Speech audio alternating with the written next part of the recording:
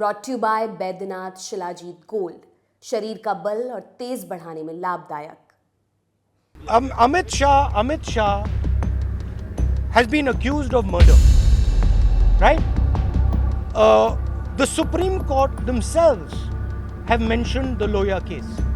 So I don't think Amit Shah has a lot of credibility. Congress नेता राहुल गांधी का 6 साल पहले दिया ये बयान आज एक बार फिर उनको कोर्ट की दहलीज पर ले गया।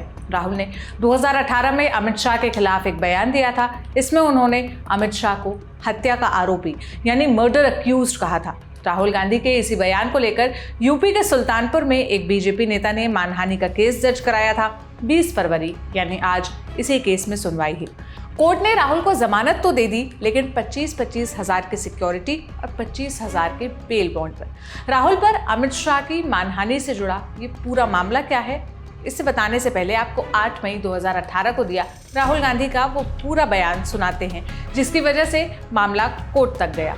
Amit Shah has been accused of murder, right? The Supreme Court themselves have mentioned the Loya case. So I don't think Amit Shah has a lot of credibility. I mean, let's look into his background. Let's see what he has been responsible for. Let's see how he does politics. And also don't forget that he is a murder accused. This is fundamental. People in India forget that the president of the BJP is a murder accused.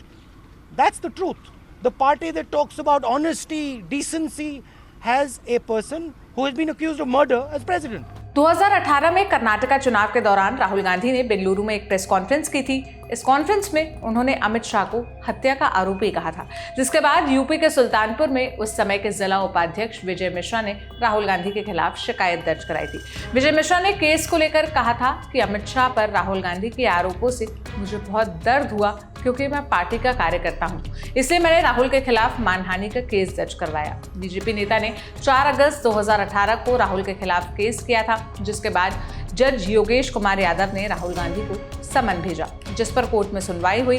मानहानि मामले पर पेश हुए राहुल गांधी की ओर से court में क्या दलील दी गई, इसे लेकर इंडिया टुडे के सहयोगी आशीष श्रीवास्तव ने राहुल के वकील काशी प्रसाद से बात की। सुनिए। ऐसा है कि आज चूंकि उनकी जमानत अर्जी विचाराधीन थी, तो इसमें आज कुछ बहुत ज्यादा कहने के लिए कोई आवश्यकता नहीं थी, क्योंकि जिन धाराओं में माननीय राहुल गांधी को तलब किया गया था वो जमानती धाराएं हैं, ठीक है ना, हाजिर हुई और जमानत हुई। इस पूरे मामले में बीजेपी नेता विजय मिश्रा की ओर से पेश हुए वकील संतोष पांडे ने क्या कहा, वो भी सुनिए। राहुल गांधी जी ने स्वयं को सरेंडर किया और माननीय न्यायालय ने उनको करीब आधे घंटे पौन घंटे कस्टडी में लेने के बाद उनकी जमानत अर्जी पेश हुई। जमानत अर्जी पर सुनवाई हुई और उनकी जमानत मंजूर हुई है। आगे क्या फर्दर वो डेट अभी नहीं लगी है, डेट लगेगी। राहुल गांधी ने बोला कोर्ट में, राहुल गांधी जी के अधिवक्ता ने कहा कि हम निर्दोष हैं और इस तरह से हमने कुछ भी नहीं कहा है।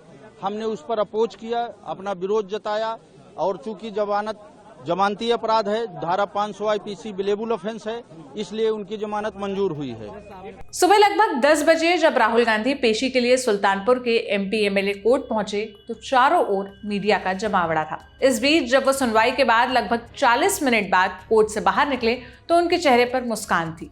अब इस मामले पर अगली सुनवाई 2 मार्च को होगी। तब तक राहुल गांधी पहले की तरह अपनी भारत जोड़ो न्याय यात्रा जारी रखेंगे। फिलहाल ये भारत जोड़ो यात्रा यूपी के अलग अलग हिस्सों से होकर गुजर रही है। 19 फरवरी को ये यात्रा उनके पूर्व संसदीय क्षेत्र अमेठी में थी, जहां उनकी और सांसद स्मृति ईरानी के बीच जुबानी जंग भी देखने को मिली। राहुल गांधी की यात्रा और मानहानि से जुड़े मामले पर आगे जो भी अपडेट आएगा हम आप तक पहुंचाते रहेंगे। बाकी आप इस बयान पर क्या राय रखते हैं, हमें कमेंट बॉक्स में जरूर बताइएगा।